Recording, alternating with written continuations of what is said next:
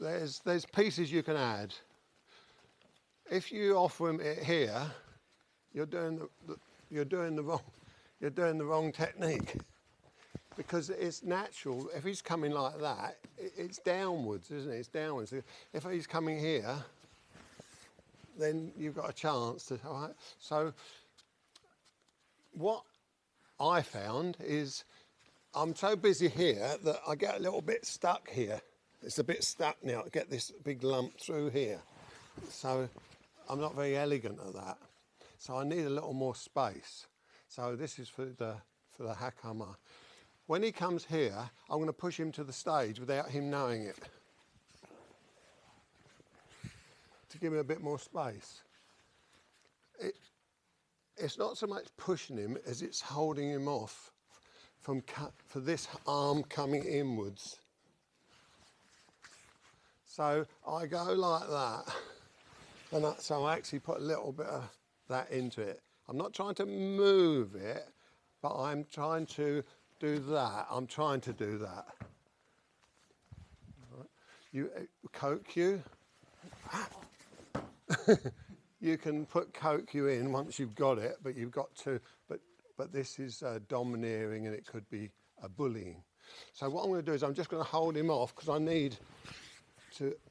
So I don't know if you're finding that your body's too big to get through the hole you're creating, but if you are, that's what you need to add, that little piece. You know, teachers don't tell you this stuff because they might not know you're struggling with it.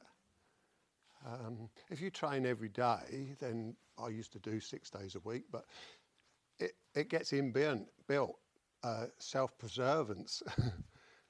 So, but you know, I'm handing you it.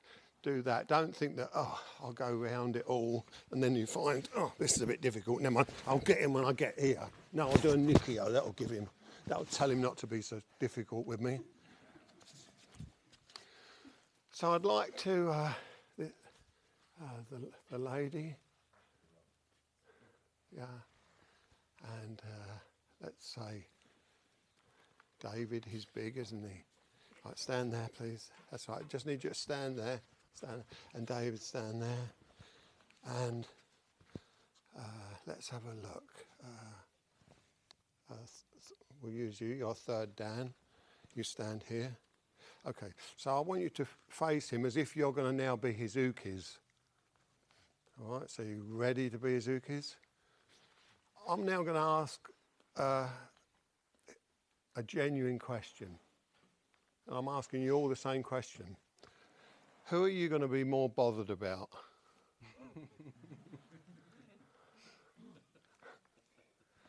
This one? Let's face it, we know, don't we? And that's why you'll never be able to do Osensu Aikido. Because you've decided who is going to give you the biggest problem. If this person here thinks, I'll have to blend with either, whatever comes.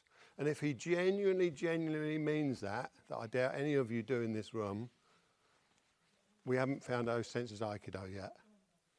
All right? So you don't have to attack him, but that was a principle. Thank you.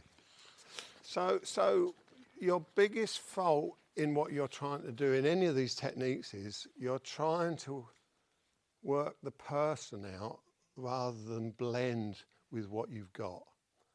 You see, form can be a hindrance as well as helpful. It doesn't matter who comes up. Like I said, I haven't trained with Dominique, I haven't trained with Roger. It doesn't matter to me because I must be polite to them. Please go past. I had a conversation a little while ago about a Tana Henko. Wouldn't it be better when on Kina Nagari for them to do that so they can take the wrist? Where here, the wrist gets small and they don't want to take it. And I said, yes, the problem with that is, let's have a look. Let's see what the problem is. I'm on a line. In Kina Nagari, in Kihon, I would go like this. I would get off the line. I would turn and be here.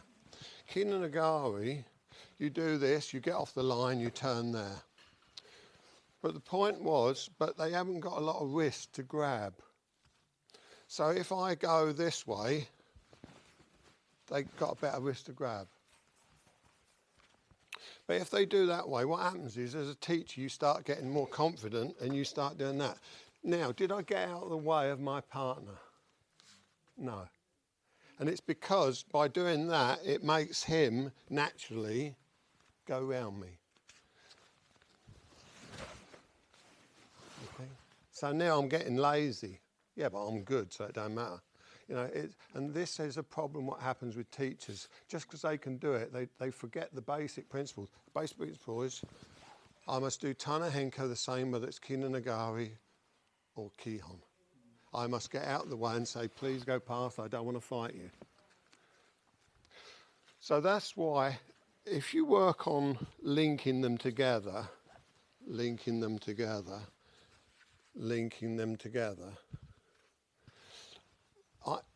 the techniques all start looking the same.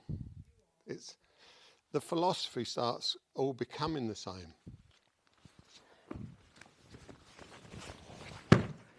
I get out of his way on all of these. I mean, I don't want to hit this big guy, do I?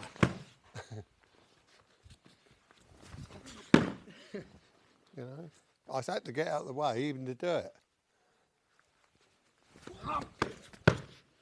I had to get out of the way even to perform it. But you will see some teachers who have done karate and Aikido, they'll go, hey! You know, they're not moving an inch because they know they can go bang, bang, bang. Why didn't he fall down? Because I wasn't in his energy moving. I wasn't in his energy. I had to keep moving till he fell down. The seminar will go on till 4 o'clock, and those who want to go home, thank you, and those who want to stay will be working on throwing without touching, and we'll be working on energy work. But out of 100 people, 99% aren't interested. So that's why I don't really teach it. All right? But just lately, I've had more and more people sort of pestering me to do it. You can see what I'm doing. He doesn't know why he's falling down, but we'll go into that. But I don't want to make it sound as if it's exotic or special, but those who are interested in, we'll say, the energy work, it's a stepping stone to start it.